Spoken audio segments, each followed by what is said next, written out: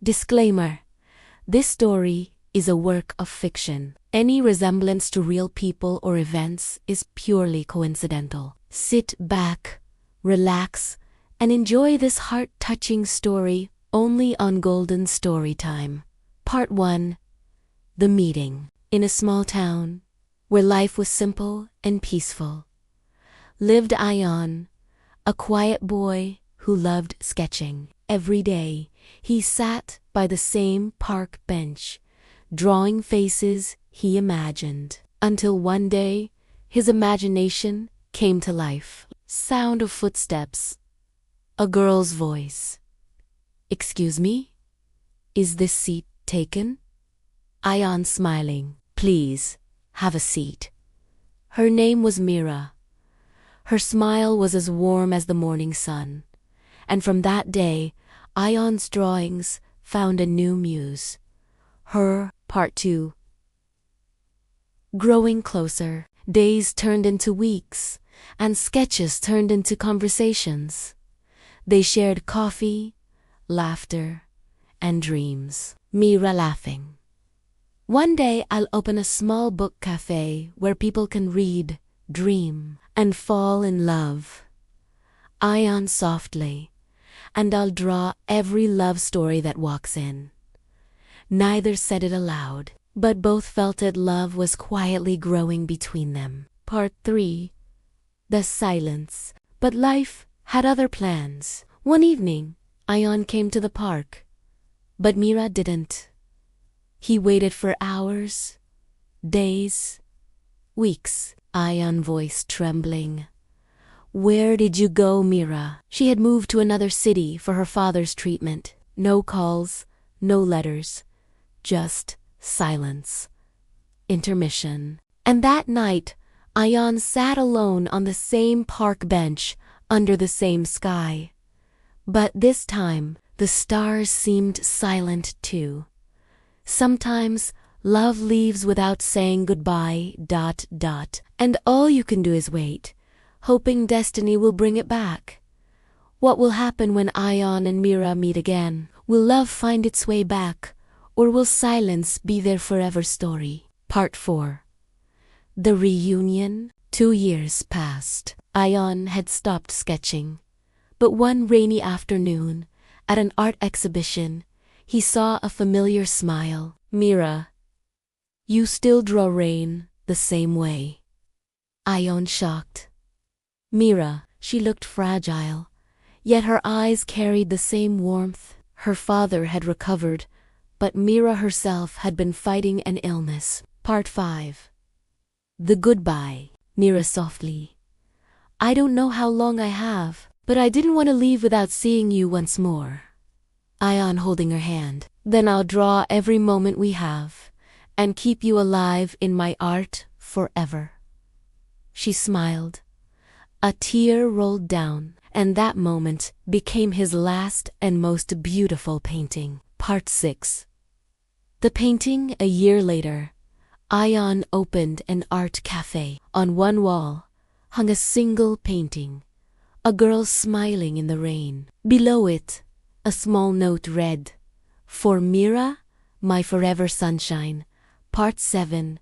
The Message. Sometimes, love isn't about forever. Tease about moments that never fade, hearts that never forget, and promises that live through art, memory, and time. If this story touched your heart, don't forget to like, comment, and subscribe to Golden Storytime for more emotional love stories. Until next time, keep believing in love. In a town tucked away from the world's hustle, where days moved at the rhythm of a slow, gentle song, lived a boy named Ayaan. He wasn't one for loud words or grand gestures. His language was the soft scratch of a pencil on paper. Every afternoon, you'd find him on the same park bench, a familiar silhouette against the setting sun. His sketchbook was his world, filled with faces he'd never met, stories he'd only dreamed of. They were his silent companions, born from ink and imagination. He drew eyes that held untold stories, smiles that could light up a dim room, and hair that flowed like rivers. But there was one face he returned to, again and again. A girl with eyes like deep, tranquil pools, and a smile that felt like the first warm day of spring. He didn't know her name, or if she even existed beyond the pages of his book, but he felt he knew her soul. He called her Mira. One ordinary afternoon, as the golden hour painted the sky, a soft breeze rustled the leaves around him. Ayaan was lost in his drawing, adding the final, delicate touches to Mira's portrait when a shadow fell over his page. He looked up, his heart skipping a beat. Standing before him was a girl, her silhouette framed by the sun's halo. She had the same deep, tranquil eyes, the same gentle smile he had just been sketching. It was her. It was Mira.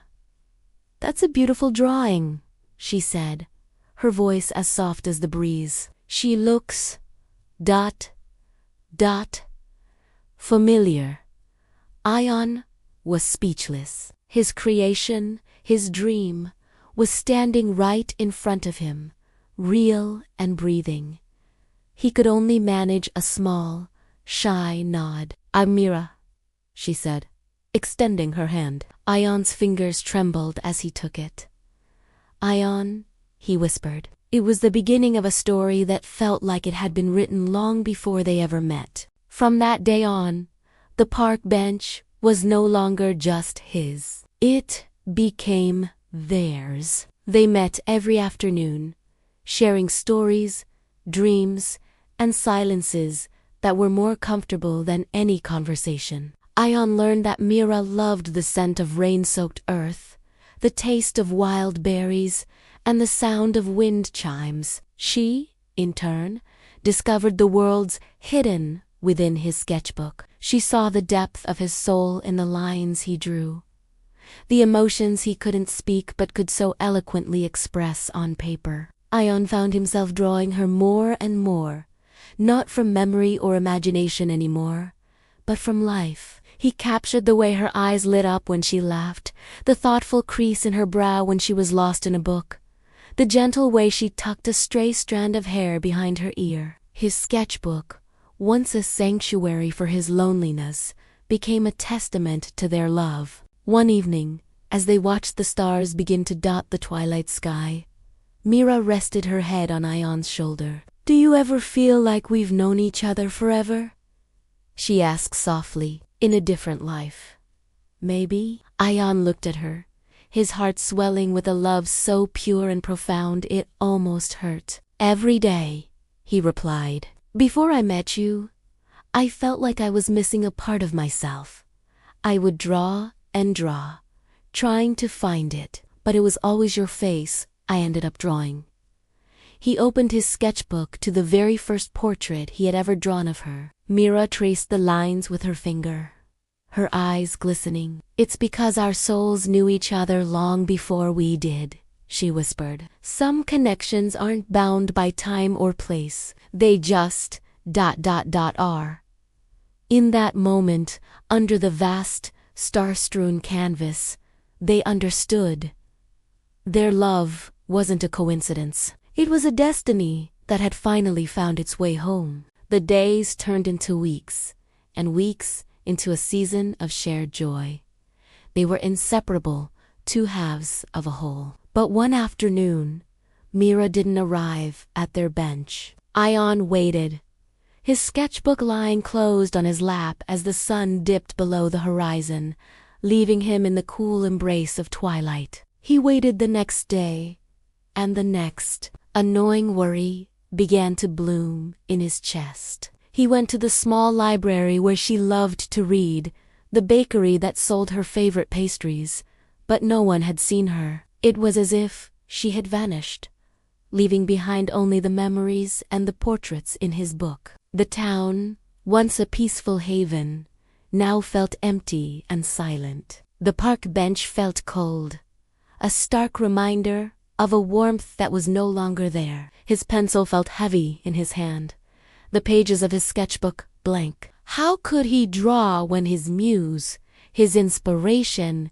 his everything, was gone. Weeks turned into a long, quiet month. Ayaan's world had lost its color. He would sit on their bench, staring at the empty space beside him, the silence deafening. One day, an old woman who tended the park's flowers noticed his sorrow. She approached him gently. "You're the young artist, aren't you? The one who was always with that sweet girl, Mira."